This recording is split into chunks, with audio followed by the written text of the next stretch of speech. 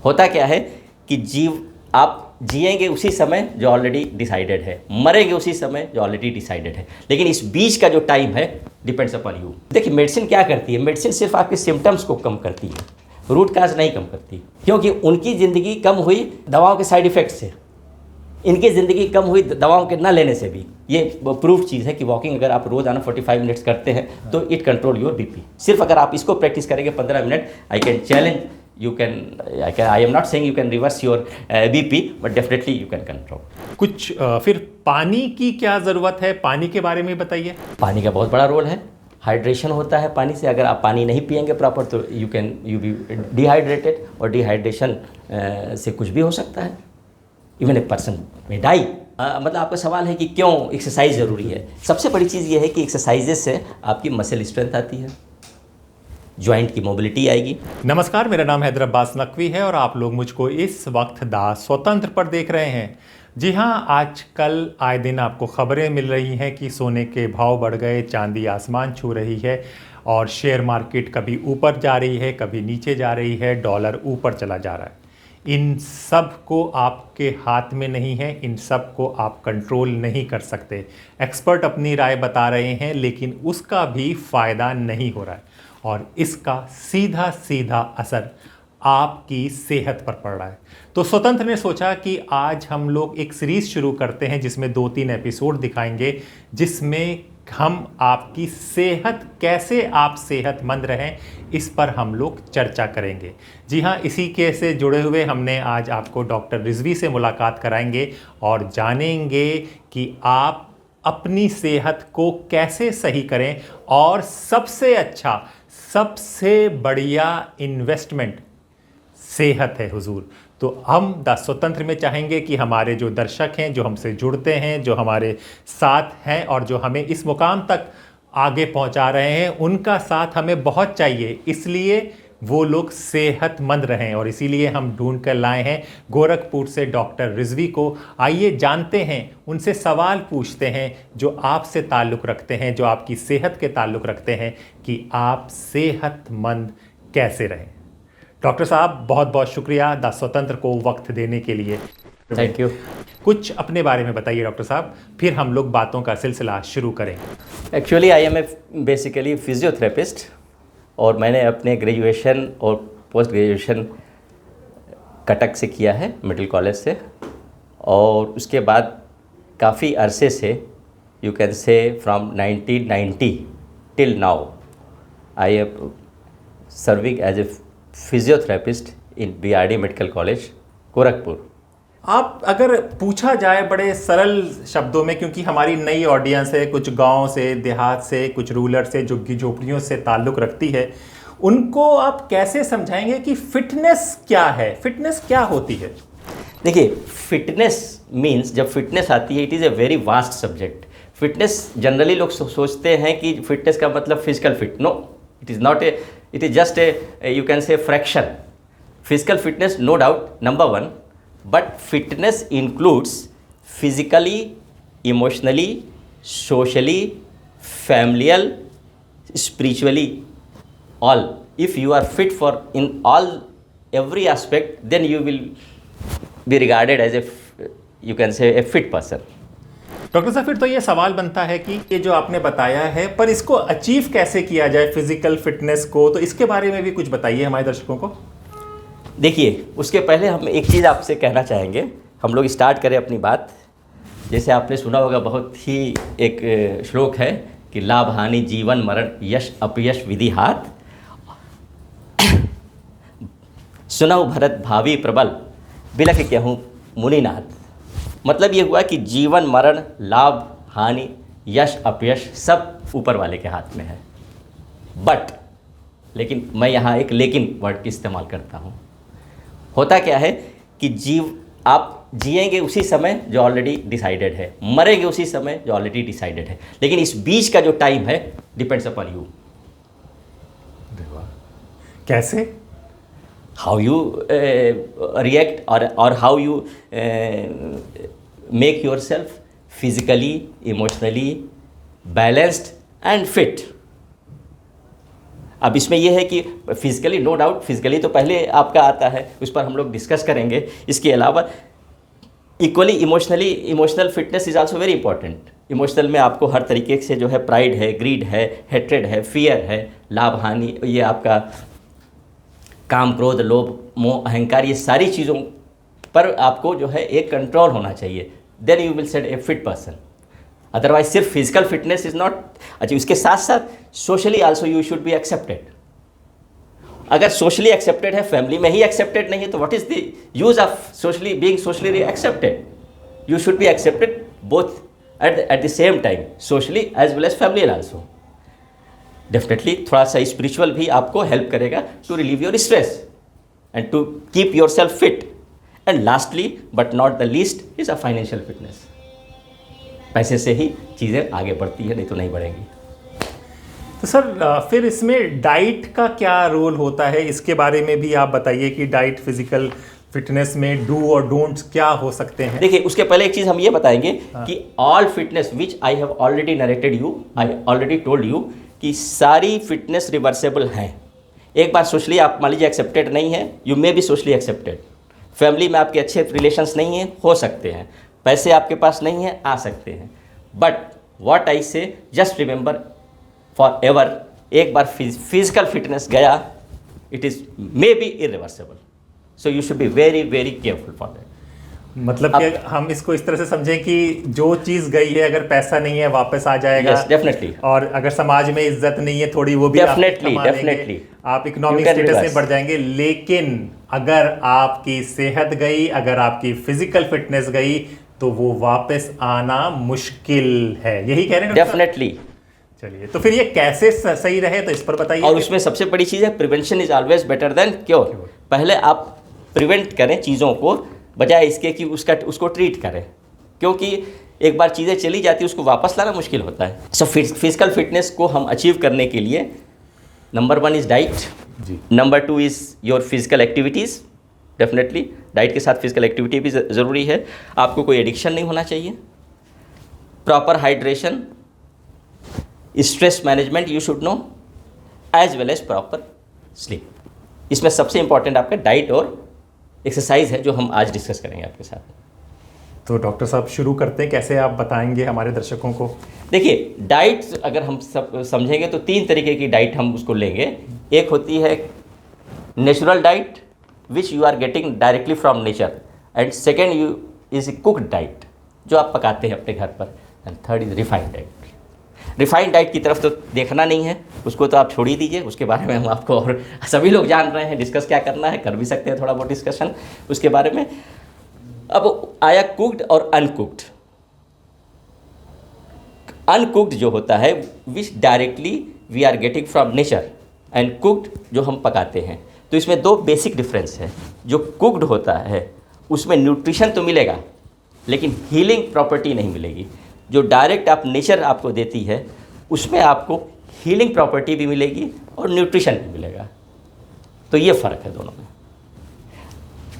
अब इसको और हम आगे बढ़ें डाइट के बारे में अगर, तो इसमें सबसे पहली चीज़ तो ये है कि हमको क्या लेना है और क्या नहीं लेना है डाइट में। We have to differentiate all this things. तो इसमें सबसे बड़ी चीज़ कि क्या हमको नहीं लेना है, वो इम्पॉर्टेंट है, जो हमको नुकसान पहुंचाएंगी। उसमें नंबर 1 जो सबसे बड़ा नुकसान पहुंचाने वाली चीज़ है, वो है sugar. Sugar is the culprit, और sugar is the number 1 source of your weight gain. तो पहली चीज़ तो ये है कि अपने डाइट से शुगर को एकदम माइनस करना है, नंबर 1। और क्यों है, उसका रीज़न है, क्योंकि शुगर आपका वेट भी बढ़ाएगा। शुगर, डायबिटीज़, डेफिनेटली आप ज़्यादा शुगर का इस्तेमाल करेंगे तो इन फ्यूचर, क्योंकि इंसुलिन जैसे जैसे एज आपकी बढ़ेगी, इंसुलिन का प्रोडक्शन भी हैम्पर करता है, कम होता है। तो वो इंसुलिन काफ़ी नहीं होगी आपके ग्लूकोज लेवल को मेंटेन करने के लिए। Definitely a person can get diabetes. Similarly diabetes और फैटी लिवर भी हो सकता है उससे। ये तो एक दूसरा सब्जेक्ट है, कभी और हम लोग फैटी लिवर के बारे में डिस्कस करेंगे। तो और इसके अलावा जो है आपका शुगर से एजिंग भी आपकी ज़्यादा दिखेगी। अपना ज़्यादा जो शुगर इस्तेमाल करते हैं उनको ये लगेगा जैसे एज जो है उनकी ज़्यादा है। इसमें होता क्यों इस तरीके से कि शुगर क्यों हम मना करते हैं, क्योंकि इसमें सुक्रोज होता है और सुक्रोज गेट अनडाइजेस्टेड, पड़ा रहता है, और जब अनडाइजेस्टेड पड़ा रहेगा तो ये कोलेस्ट्रॉल के फॉर्म में, टॉक्सिन्स के फॉर्म में ये आपके शरीर में इकट्ठा होगा और डिफरेंट बीमारियां प्रोड्यूस करेगा इन फ्यूचर। और दूसरी चीज़ ये है कि ये रिफाइंड होती है शुगर। रिफाइन किससे करते हैं? Sulphur, which is a poisonous. तो number 1 you have to avoid sugar, number 1 culprit. Number 2 अब साल्ट पे आते हैं, जो हम लोग जनरल यूज़ करते हैं वाइट सॉल्ट, और एक होता है रॉक सॉल्ट। तो वाइट सॉल्ट में जो है इसमें सोडियम की मात्रा बहुत ज़्यादा होती है और इसमें कोई खनिज या कोई इस तरीके की मिनरल्स नहीं होते जो रॉक साल्ट में आपको मिलेंगे। रॉक साल्ट में आपको मैग्नीशियम भी मिलेगा, पोटेशियम भी मिलेगा, कैल्शियम भी मिलेगा, और सोडियम की मात्रा रॉक साल्ट में as compare to white salt कम होती है। इसलिए हम लोग रिकमेंड करते हैं वाइट सॉल्ट। लेकिन हाँ, एक क्वेश्चन आप हो सकता है आप पूछें कि वो आयोडीन कहाँ से मिलेगा? बिल्कुल बिल्कुल, हाँ हाँ, क्योंकि आयोडीन का बचपन से हम लोग ऐड देखते आए हैं कि आयोडीन नमक सबसे सही होता है सब चीज़ों का हमारे सेहत के लिए। जी बिल्कुल। देखिए, हमने ये नहीं कहा कि एकदम आप वाइट सॉल्ट मत इस्तेमाल कीजिए। यू कैन मतलब उसको भी आप इनकॉर्पोरेट करिए अपनी ज़िंदगी में, और थोड़ा आप वाइट सॉल्ट भी इस्तेमाल कीजिए। इसके अलावा एक चीज़ आपके इन्फॉर्मेशन के लिए और बता देते, this is not only the single source, white salt is not only the single source of iodine. You can get iodine in simple water which is not RO. Again उसके में एक बड़ा डिस्कशन है उसको लेकर के। आपको जो है उसमें यू कैन गेट आयोडीन इन कई फल है उसमें भी आपको आयोडीन मिलेंगी, कई सब्जियां हैं उसमें भी आयोडीन आपको मिलेंगी। तो you can get iodine in other sources rather than white salt. Third आया वीट।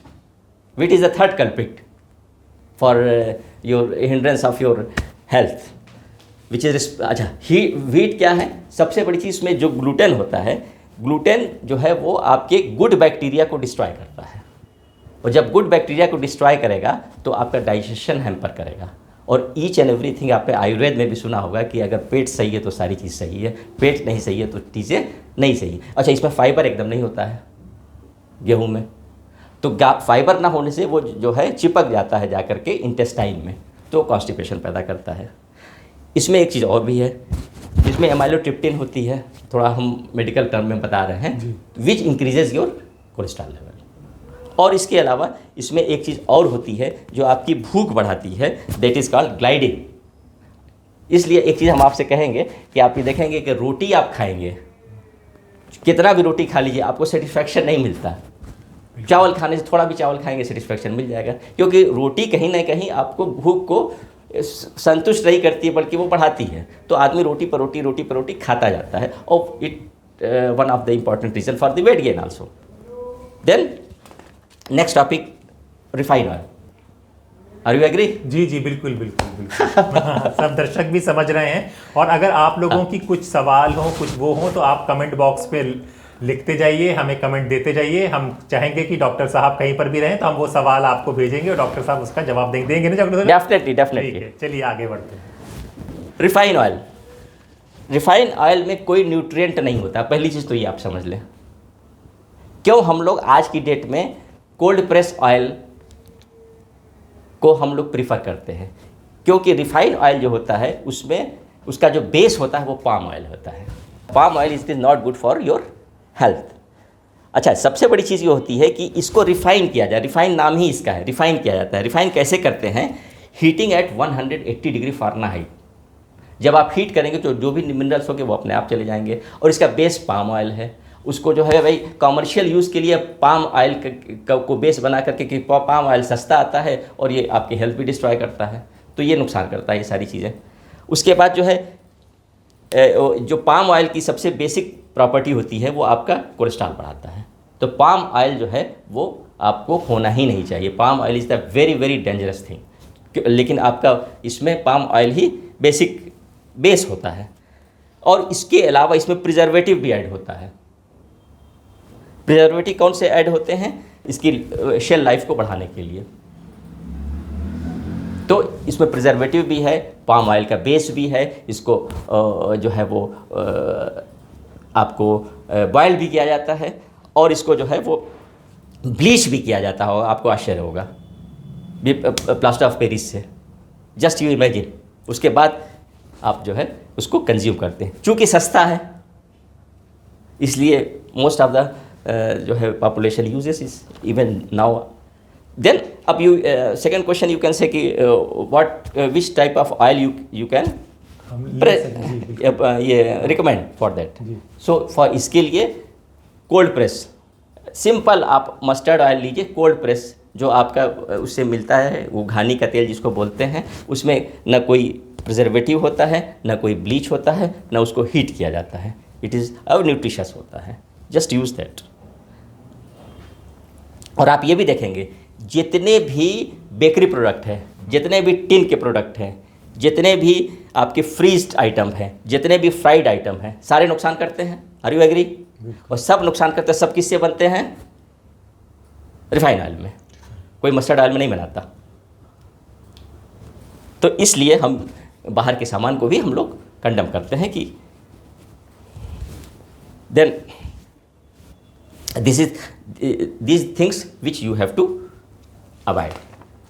तो डॉक्टर साहब ये सब हमने अवॉइड कर दिया, लें क्या उस पर भी कुछ बताएंगे? हाँ, लेने के लिए आप एक चीज़ तो हम वैसे हमने बीच बीच में हम बताते गए आपको। हाँ। जैसे अभी हमने आपको कंफर्म किया कि वो कोल्ड प्रेस ऑयल लीजिए, उसकी जगह पर जी व्हीट की जगह आप मिलेट्स का इस्तेमाल करिए। ओके। मिलेट्स में क्या होता है कि व्हीट में कोई फाइबर नहीं होता है और मिलेट्स में प्लेंटी ऑफ फाइबर्स होता है। व्हीट में कोई मिनरल्स विटामिन नहीं मिलेंगे आपको। इसमें आपको जैसे रागी का आटा है, बाजरा है, कोदो है, इवन जौ है। It is far far better than your, क्योंकि प्लेंटी ऑफ फाइबर और मिनरल्स इसमें होता है। तो आपका ये हो गया। और कुछ ये अब शुगर की जगह आप क्या लें? जी बिल्कुल, ये भी एक सवाल होगा। हाँ। शुगर की जगह भी यू कैन यूज़ जैगरी, गुड़ आप इस्तेमाल कर सकते हैं, लेकिन at the same time you have to see गुड़ को भी रिफाइंड गुड़ नहीं होना चाहिए। गुड़ को भी रिफाइन करते हैं लोग। अच्छा। और इसके अलावा अगर आपको मिठाई खाना है, हाँ। डेट्स लीजिए। मिठाई खाना है, मीठे फल खाइए। क्यों? चीनी ही। सही है। और दूसरी चीज़ ये है कि टेस्ट डेवलप करिए। बच्चा पैदा होता है, उसको टेस्ट ही मत दीजिए शुगर का, कैसे वो करेगा? और यहाँ माँ बाप शुगर और ये और वो, और फिर उसमें जो है आपका पैकेट्स आइटम शुरू कर देते हैं। और जब एक बार आदत पड़ जाती है, और आजकल का बौद्धिक स्तर बच्चों का इतना ज़्यादा है कि बस 5 से 6 साल तक आप जो कुछ समझा सकेंगे, जो आप आदत डाल सकेंगे, उसके बाद बड़ा मुश्किल है।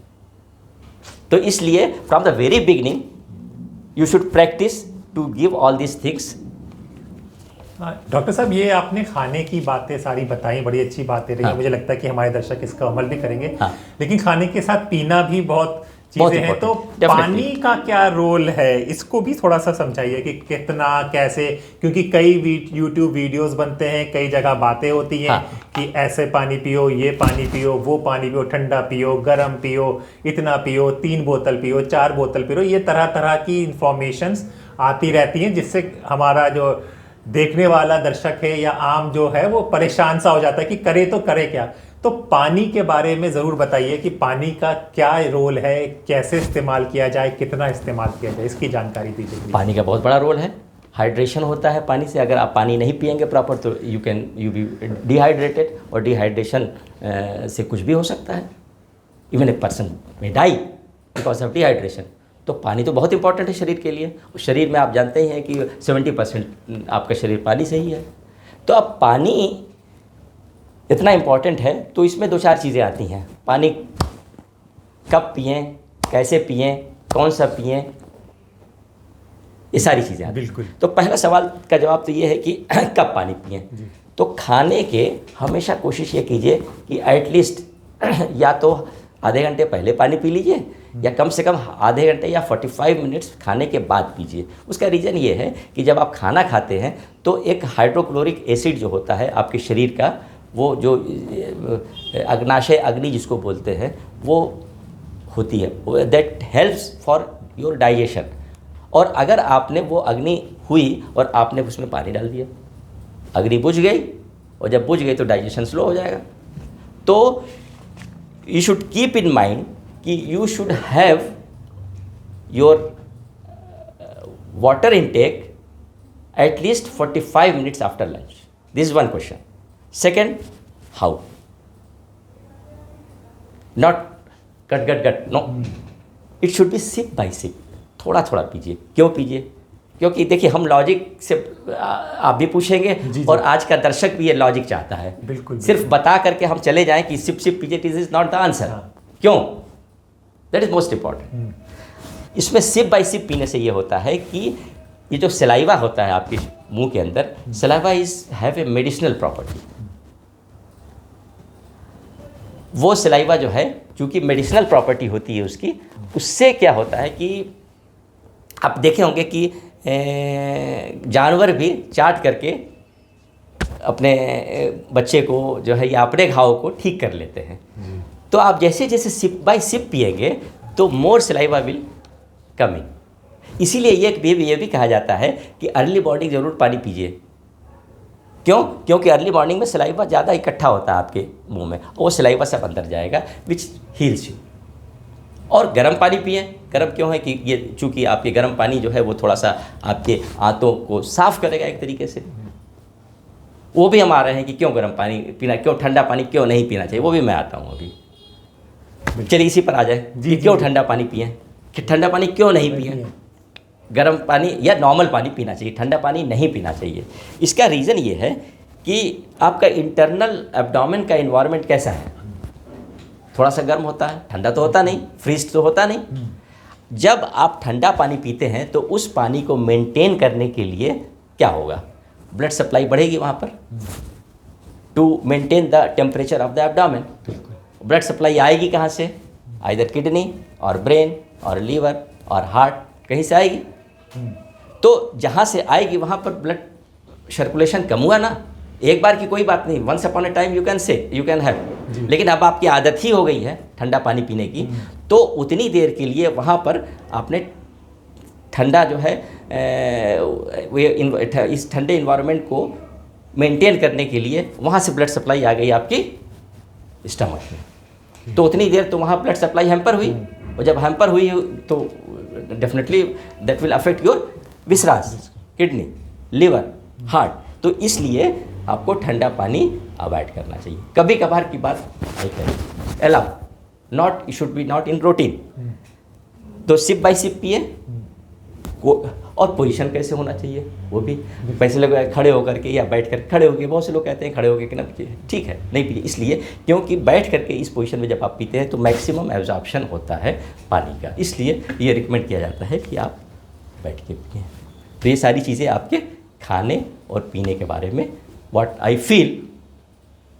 डॉक्टर साहब एक जनरल चीज़ ये भी बता दीजिए कि ये फ़िल्टर पानी, आरओ पानी और आजकल तो ब्लैक वाटर भी होने लगा है, ये सब का भी इस्तेमाल करना चाहिए या मतलब कि जो नेचुरल पानी है मतलब कि उसी को पिए? हाँ, पता है। अच्छा क्वेश्चन आपका है। इसमें एक्चुअली ऐसा करना चाहिए कि एक तो आरओ को अवॉइड करना चाहिए। क्यों आरओ? क्योंकि हमारे लिए जो हेल्दी पानी होता है उसका टीडीएस, टीडीएस एक वो नापने का टीडीएस आता है, आप जान ही रहे हैं। तो वो TDS it should more than 150, not less than 150 to 250 भी हो सकता है, कोई दिक्कत नहीं है। 250 से ज़्यादा नहीं होना चाहिए, इससे कम भी नहीं होना चाहिए। इससे कम का मतलब है कि न्यूट्रिशन ख़त्म हो गया। आरओ क्या करता है, उसको 0 पर ला देता है, 1 पर ला देता है, टेस्ट तो बढ़ा देता है आपका, लेकिन मिनरल्स एकदम 0 कर देता है। तो इसलिए आज now it is RO is not recommended. Instead of RO, अब आप ये कहेंगे कि अब साथ साथ जब आप उसको मना कर रहे हैं तो उसका आप सॉल्यूशन भी दीजिए कि क्या करें। जी, general filter you can use, filter ज़रूरी है। ओके। क्योंकि उसमें बहुत से आर्सेनिक कंपाउंड्स भी होते हैं, या फिर आप देखिए कहीं और कहीं कुछ जगह आर्सेनिक कंपाउंड्स कहीं का ज़्यादा होते हैं, तो डेफिनेटली वहाँ पर आप आरओ भी इस्तेमाल कर सकते हैं। लेकिन जनरल जगह पर जहाँ आर्सेनिक की बात उतनी नहीं है, just you have normal filtered water, और उसमें आयोडीन भी मिल जाएगी आपको। ओके। तो फिर आपका rock salt is justified. Doctor साहब, हमने खाने के डाइट के बारे में पता चला, पानी के बारे में पता चला, लेकिन जब शुरुआत में बात हुई थी तो एक्सरसाइज की भी बात हुई थी। Yes yes yes definitely. तो जब हम इतना अच्छा खाना खा रहे हैं, पानी पी रहे हैं, तो दर्शक कहेंगे कि फिर एक्सरसाइज की क्या ज़रूरत? देखिए, एक्सरसाइज जो है वो कहीं ना कहीं आपके फिटनेस में बहुत बड़ा रोल अदा करती है, और sedentary life style is a root cause of many problem. अब आप बैठे रहेंगे क्योंकि आदमी as a it is a locomotion के लिए बनाया गया है। दो पैर इसीलिए दिए गए हैं कि he should walk, he should go here and there, नहीं तो कुदरत नहीं देती आप अपना चुपचाप बैठे रहिए, आपको मिल रहा है खाइए पीजिए, नहीं। तो इसलिए लोकोमोशन बहुत ज़रूरी है। अब इसमें क्यों मतलब आपका सवाल है कि क्यों एक्सरसाइज ज़रूरी है। सबसे बड़ी चीज़ ये है कि एक्सरसाइजेस से आपकी मसल स्ट्रेंथ आती है, जॉइंट की मोबिलिटी आएगी, और सबसे बड़ी चीज़ जो एक्सरसाइज होती है या वॉक आप करते हैं तो उसमें एक जो भी आप फिजिकल एक्टिविटी करेंगे उसमें एक ब्रेन में एक केमिकल होता है एंडोर्फिन, वो रिलीज़ होता है, और एंडोर्फिन रिलीज़ होने से ए फीलिंग गुड, एक अच्छी चीज़ का आपको एहसास होता है। इसके अलावा आप जब एक्सरसाइज करेंगे तो आपका ऑक्सीजन कंजम्पशन बढ़ेगा, ऑक्सीजन इंटेक बढ़ेगा, और हर चीज़ के लिए ऑक्सीजन चाहिए। आपके जो विसराज है उनका खाना ही ऑक्सीजन है। प्रॉपर अगर आप बैठे रहेंगे तो ऑक्सीजन इंटेक कैसे बढ़ेगा आपका।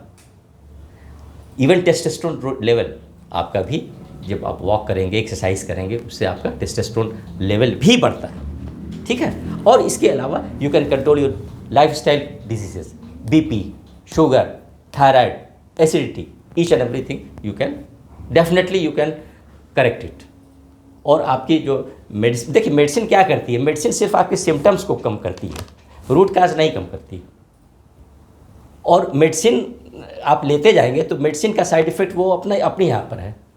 आपको जान के आश्चर्य होगा कि एक सर्वे ये भी हुआ था दो ग्रुप में, एक ग्रुप में एक ही बीमारी में दो ग्रुप बनाए गए, और एक को प्रॉपर मेडिकेशंस दिया गया और एक को कोई मेडिकेशन नहीं दिया, खाली उसको जो है प्रिकॉशंस और ये सब चीज़ दी गई।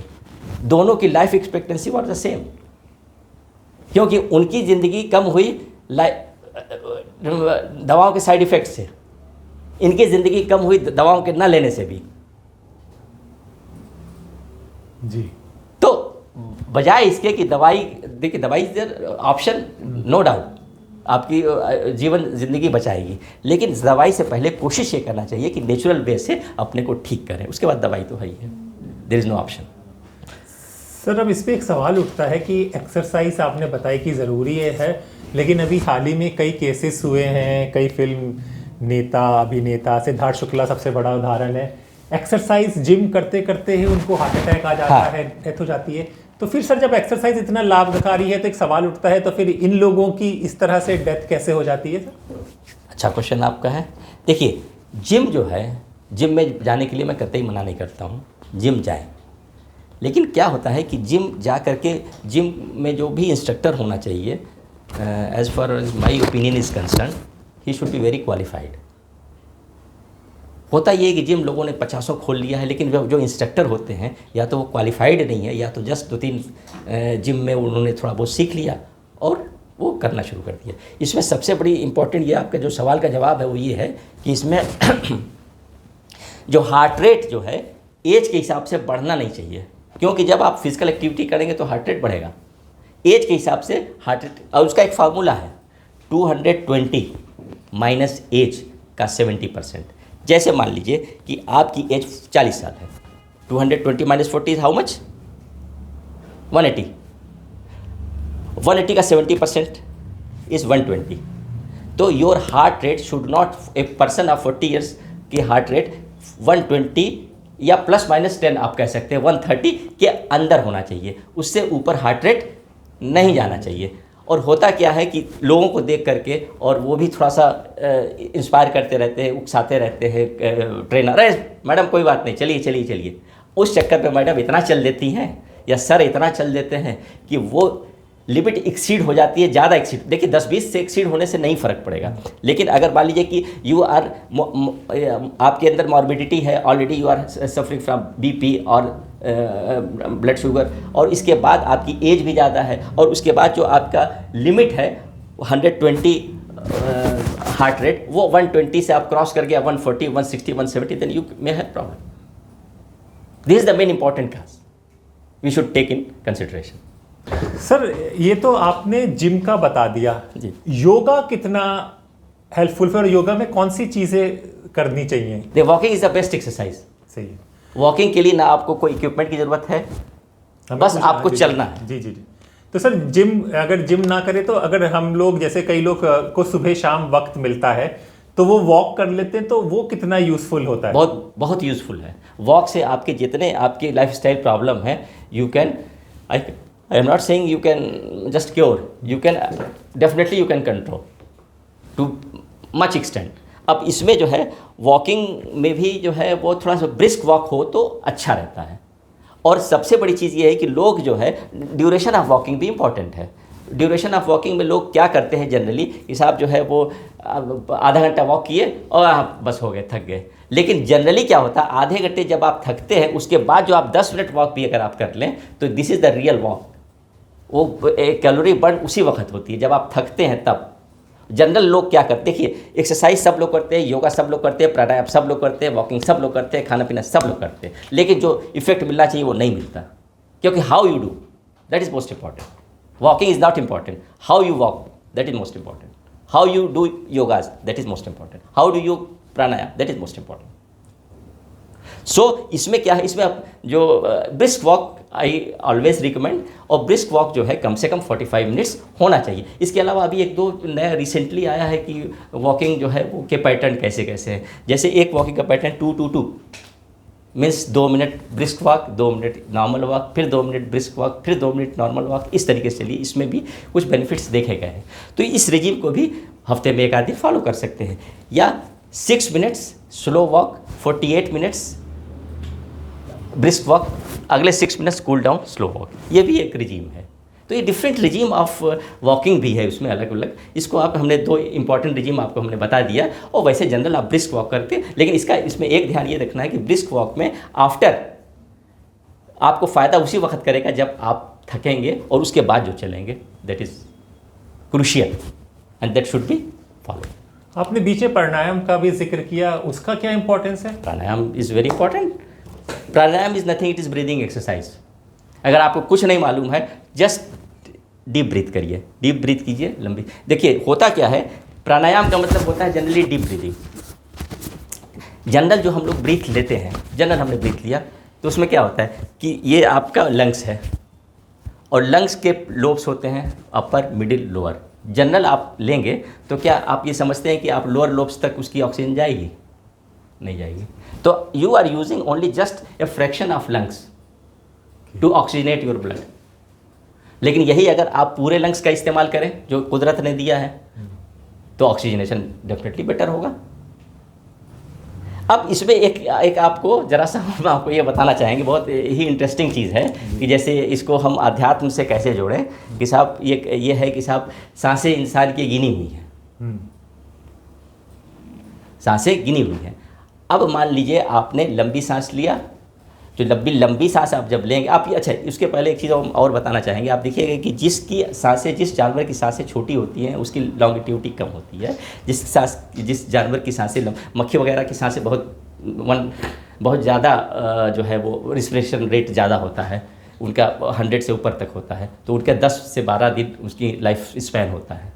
कुत्तों का भी जो है 22, 24, 40 के आसपास होता है, तो उनका भी जो है 10 से 12 साल तक होता है. यही देखिए कछुए का 2 से 3 रिस्पिरेशन पर मिनट, तो उनकी लाइफ स्पैन आपसे भी ज़्यादा है. तो जितनी सांसें कम लेंगे उतनी सांस जो है उसमें आध्यात्म ने क्या कहा है कि यू हैव टू, सांसें इंसान की गिनी हुई, जब गिनी हुई तो कम खर्च कीजिए. कम खर्च कैसे करेंगे? जब आप डीप ब्रीथ करेंगे तभी तो कम खर्च करेंगे. इसका एक और रीज़न है, जैसे आपने कैसे फ़ायदा कैसे पहुंचाती है ये, उसके लिए हम आपको बताना चाहेंगे कि आपने जो जनरल सांस हम लेते हैं उसका एक टाइडल वॉल्यूम होता है, जैसे 500 ml, बस इससे ज़्यादा नहीं. आपने लंबी सांस लिया, इंस्पायर किया, तो उसमें 1500 ml ऑक्सीजन गई और धीरे धीरे अगर आपने छोड़ा तो 2000 ml कार्बन डाइऑक्साइड आई, तो 1500 plus 2000 3500 plus 500 your tidal volume, तो एक डीप ब्रीदिंग में आपने 4000 ml गैस का एक्सचेंज हुआ। ऐसे एक में सिर्फ 500 होता है, और जितना ज़्यादा गैसियस एक्सचेंज होगा उतना ऑक्सीजन मिलेगी आपको। तो सांसें की नहीं, पैसा जैसे आप खर्च करते हैं वैसे अपनी सांस भी खर्च करिए। अरे ये तो आपने बहुत बढ़िया बात बताई डॉक्टर साहब। ये बीपी का भी प्राणायाम से कुछ होता है लेना देना कि किस तरह से संभल सकता है, या जैसे क्योंकि आजकल नया युग है, ब्लड प्रेशर की एक बहुत बड़ी समस्या होती है। देखिए प्राणायाम और एक्सरसाइज ये इसके भी अपने अलग अलग जो है इफ़ेक्ट होते हैं अलग अलग बीमारियों में। Even diabetes, sugar, blood pressure सबको तो हम यहाँ पर नहीं इंक्लूड कर सकते। एक सिंपल जब आपने क्वेश्चन पूछा है बीपी के लिए, हम दो एक्सरसाइज, दो योगा बीपी के लिए बता देते हैं। वॉकिंग तो है ये बीपी, डेफिनेटली वॉकिंग ये प्रूफ चीज़ है कि वॉकिंग अगर आप रोज़ाना 45 मिनट्स करते हैं तो it control your BP definitely, is no doubt. मैं खुद अपना उसका एग्जांपल हूँ, मुझको भी जो है 160 और 90 हो गया था, तो फिर हमने भी उसको सिर्फ वॉक करते हुए पिछले 15 साल से हम वॉक कर रहे हैं और रेगुलर कर रहे हैं, और I am not taking medicine also. उसके साथ साथ और भी फैक्टर्स हैं, नॉट ओनली वॉकिंग। सबसे बड़ा फैक्टर स्ट्रेस है, वो हम लोग अगर हम लोगों को कभी समय मिला तो किसी दिन और डिस्कस करेंगे स्ट्रेस के बारे में। तो इसमें प्राणायाम के बारे में अगर आपने जो आपका जो क्वेश्चन है कि हाइपरटेंशन में प्राणायाम कैसे, देखिए दो नाड़ियाँ हैं हमारी, एक चंद्र नाड़ी है लेफ्ट वाली और राइट वाली है सूर्य नाड़ी। तो हमको क्या करना है, ये चंद्र नाड़ी जो होती है वो